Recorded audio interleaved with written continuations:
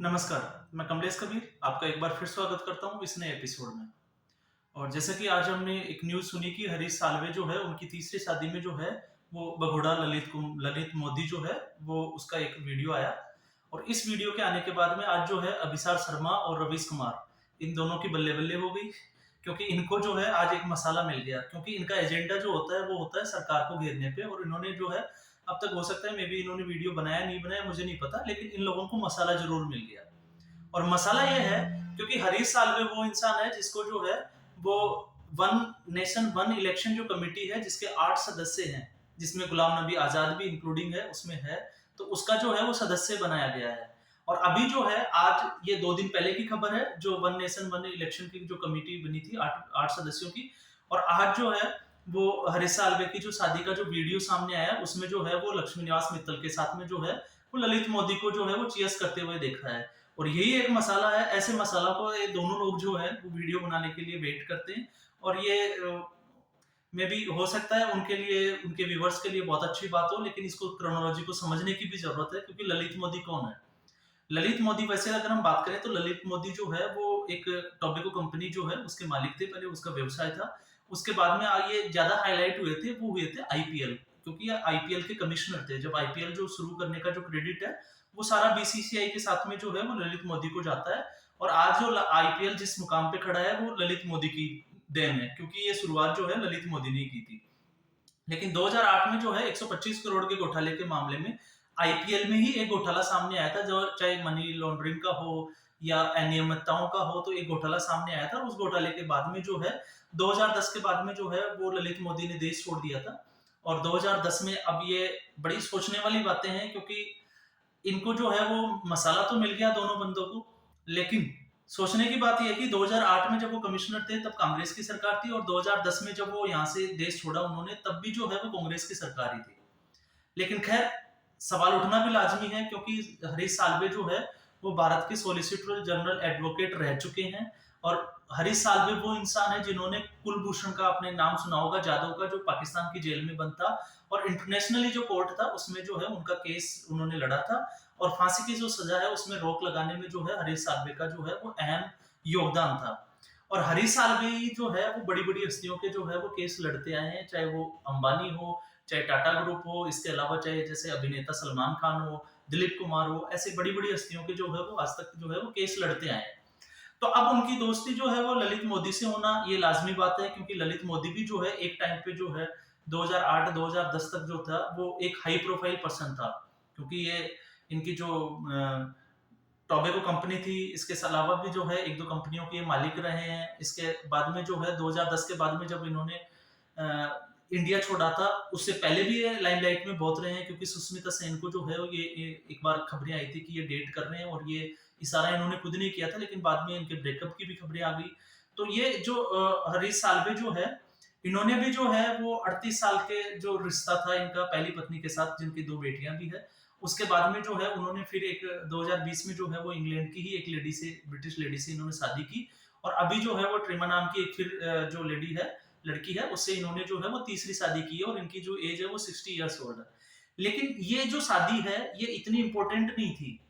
लोगों के लिए, लेकिन इसको जो है ये जो ललित मोदी की जो न्यूज़ है इसने जो है इसको थोड़ा-सा हाइलाइट कर दिया। तो लोगों को जानने की इच्छा हुई कि इसको इसके बारे में जानते हैं कि ऐसा क्या हुआ, ललित मोदी जो है हरीश साल्वे के साथ में। अब ये जो है इसको नरेंद्र मोदी सरकार के साथ में जो है ये,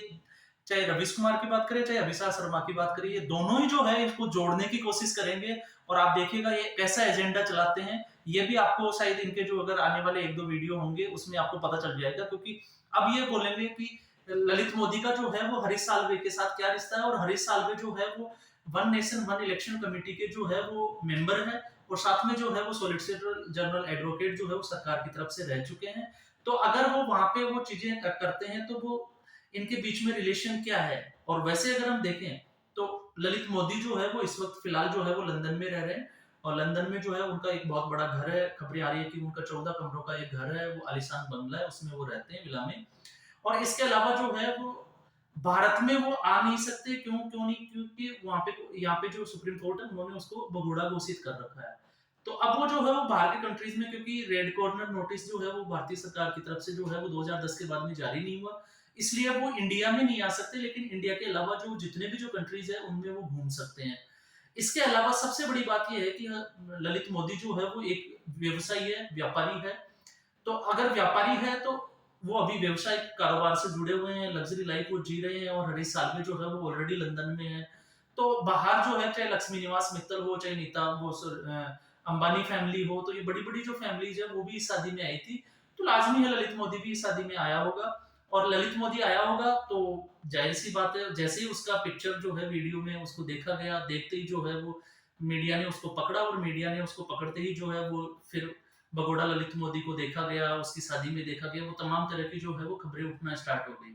तो ये जो है ये अब एक नया जिसको बोलते हैं कि एक मसाला मिल जाना, क्योंकि बड़े दिनों से इन लोग वेट कर रहे थे, क्योंकि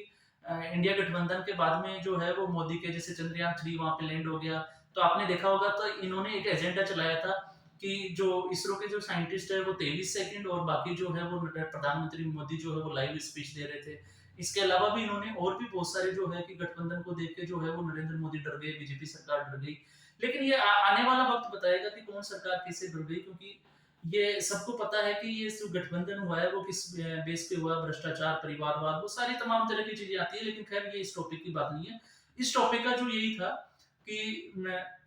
जैसे ही ललित मोदी को देखा गया तो इन लोगों की बल्ले-बल्ले जिसको कहते हैं कि मसाला मिल जाना। और ये जो है वो न्यूज़ अब जो है वो एजेंडे के रूप में चलाएगी, और हो सकता है इसको कोई पार्टी का बड़ा नेता, चाहे जैसे गठबंधन के जितने भी, चाहे राहुल गांधी हो या कांग्रेस के और पार्टी प्रवक्ता हो, या जैसे समाजवादी पार्टी का या तृणमूल कांग्रेस का, तो अभी खैर हम ये कह सकते हैं कि ममता बनर्जी नाराज होने के बाद में वो थोड़ा-सा अभी जो है वो स्पीचलेस हो रखा है। लेकिन ये कुछ 2-4 पार्टियाँ हैं जो हो सकता है आने वाले 1-2 दिनों में जो है वो इस मुद्दे को ज़ोर-शोर से उठाएँ भी, क्योंकि ऑलरेडी राहुल गांधी जो है वो मोदी चोर है, 2018 में कर्नाटक की रैली में जो उन्होंने स्पीच दिया था कि ये सारे मोदी सर नेम वाले चोर होते हैं, उसमें जो है वो ऑलरेडी कन्विक्टेड हो गए थे। लेकिन सुप्रीम कोर्ट ने अब हालाँकि उसमें जो है अभी रोक लगा दी, इसलिए जो है उनकी सदस्यता बची हुई है, वो लोकसभा में वापस लौटे हैं और चुनाव भी लड़ सकते हैं। लेकिन अब ये जो है वो दिलचस्प हो गया, क्योंकि अब तक जो है वो अडानी को टारगेट किया जा रहा है, लेकिन ये वापस से जो है अब एक मोदी नाम मिल गया, और मोदी नाम जुड़ते ही आपको पता ही है, क्योंकि विपक्ष जो है वो उछलने लग जाता है, और विपक्ष के ये एजेंडा चलाने वाले ये दोनों पत्रकार जो है अपने आप को जो है वो बहुत बड़े लेवल के पत्रकार मानते हैं, तो इनको ये मसाला मिलना लाजमी था। तो अब आने वाले दिनों में देखते हैं कि इसका जो है वो कितना रंग जो है वो सामने निकल के आता है, कैसे ये खबरें चलाते हैं, कैसे ये एजेंडा जो है वो पार्टियों तक पहुंचता है, और पार्टियां जो है उसको जो प्रेस कॉन्फ्रेंस करके जो है वो पब्लिकली लेती है। तो आज के एपिसोड में बस इतना ही। फिर हम एक एपिसोड के साथ में आपके सामने हाजिर होंगे। तब तक के लिए आप सभी को धन्यवाद।